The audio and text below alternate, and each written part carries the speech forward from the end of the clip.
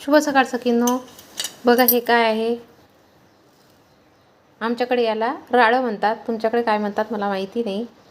तर आपण हे राळं आता धुवून कुकरमध्ये दही टाकून शिजवून घ्यायचं आहे भातासारखं.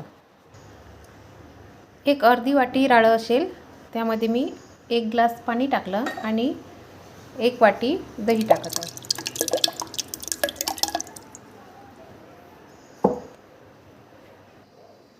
चवीनुसार मीठ.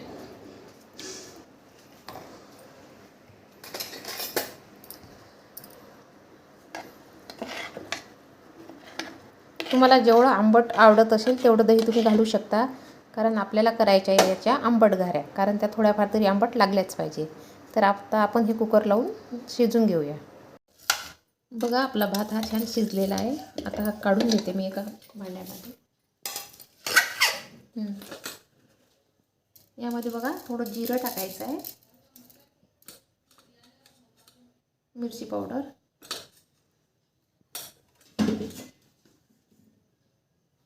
गव्हाची कणिक. यामध्ये पाणी नाही टाकायचं, जेवढी कणिक पचते त्याच्यात तेवढी टाकायची आणि ह्याचा गोळा करायचा आहे. आपण मीठ टाकलेलं आहे आधीच. आता यामध्ये थोडंसंच टाकायचं, फार नाही टाकायचं. थोडंसं मीठ टाकायचं, फार नाही टाकायचं. आणि पोळ्यांची जशी कणिक असते तसं मळून घ्यायचा गोळा. बघा असा आपला गोळा आता हा रेडी झालेला आहे. बघा असे छोटे छोटे गोळे करायचे. पॉलिथिन घेतलेली आहे,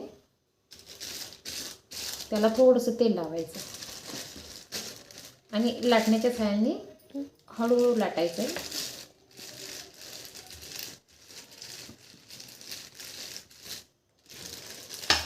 मधात एक होल द्यायचा.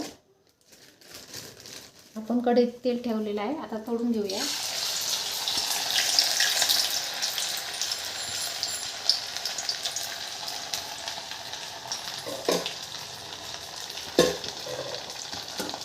बघा छान ब्राऊन झालेला आहे.